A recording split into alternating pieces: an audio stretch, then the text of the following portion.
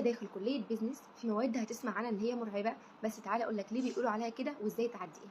اول حاجة عندك الاستاتيكس الاحصاء، دي عبارة عن ارقام كتير وقوانين ومعادلات ورسومات كتير جدا، فناس كتير قوي بتتلخبط خصوصا لما بيكون عندك في الترم عدد شباتر كتير. فانا اعمل ايه؟ تحل اول باول، تحل مع الدكتور اثناء المحاضرة، وكمان تحل لما تروح في البيت بايدك تاني، تضرب مرة واثنين وثلاثة في السؤال يتعدى غير لما تكون فاهمه، ولو مش فاهمه اسال الدكتور او اسال حد من زمايلك، المهم السؤال يتحل، ما تسيبوش لايام الامتحانات وتبص عليه.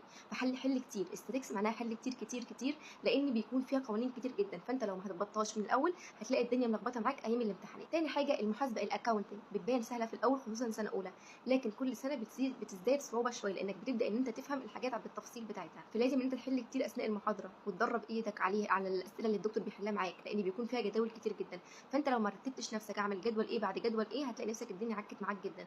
اسال الدكتور اثناء المحاضره لو انت مش فاهم دي جت منين والرقم ده جه منين، لان عباره عن كلها ارقام، ولو انت مش فاهم حاجه الدكتور مش هيبخل عليك باي معلومه، هيقول لك كل حاجه بالتفصيل، وتروح برده تحل تاني، اسئله ما تتسابش بعد فتره ترجع تحل عليها تاني. فالمحاسبه بالذات ما ذاكرهاش ايام الامتحانات، لان بيكون كل شابتر بيكون مختلف عن التاني وبيكون في جداول كتير جدا، فانا لو ما عرفتش الجدول ده بتاع ايه وظبطوا الماده في الاول هتلاقيها سهله جدا ايام الامتحانات، وهتقدروا تجيبوا فيها امتياز كمان. تالت حاجه الاقتصاد الايكونومكس، كل ترم بيكون موضوع مختلف وموضوع جديد، فعلشان كده الطلبه بتتلخبط، ما بتعرفش تربط ان كلهم ببعض، فلازم تركز جدا اثناء المحاضره مع الدكتور كمان، ولازم ان انت كل اللي الدكتور كتبها، النوتس اللي الدكتور كتبها في المحاضره تروح تكتبها بايدك. مش مفهوش فيه ارقام كتير زي الاستاتيكس والاكاونتنج، لكن بيكون فيه فهم قوي. الايكونومكس محتاج فهم قوي قوي، وتربط الحاجات اللي علاقه بالعرض والطلب والحاجات دي كلها، لازم تكون فاهمها كويس جدا. هتسال عليك ايام الامتحانات، لان السؤال ما بيجيش كده، لو انت فاهم كويس السؤال لو اتشرب ايام الامتحانات وانت فاهم هتعرف ان انت تجاوبه، وكمان تقدر تجيب فيه امتياز.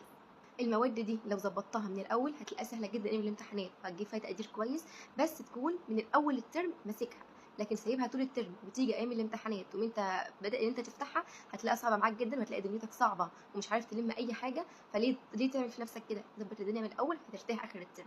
وكمان اهم حاجه اهم من ده كله، لازم تختار دكتور بتفهم منه كويس، مش شرط الدكتور اللي بيديك في المحاضره، يعني دلوقتي بينزل جدول بدكاتره معينه حسب السكشن بتاعك، لو انت خلاص الدكتور مش فاهم منه شوف دكتور تاني وافهم منه، مش شرط يكون بتاعك زي ما قلنا، علشان المواد دي محتاجه فهم فهم فهم فهم كمان، فبالتالي لازم تفهمها كويس جدا وتحل عليها كويس، فانت لو مش فاهم مش هتعرف تحل، فلازم تحضر مع دكتور بتكون بتفهم منه حتى لو مش دكتور السكشن بتاعك. بس كده، ده كان الفيديو بتاعنا النهارده. تحبوا الفيديو الجاي اقول لكم على اسهل مواد موجوده في الكليه وكمان تقدروا تجيبوا فيها امتياز؟ لو حابين تقولي في الكومنتس.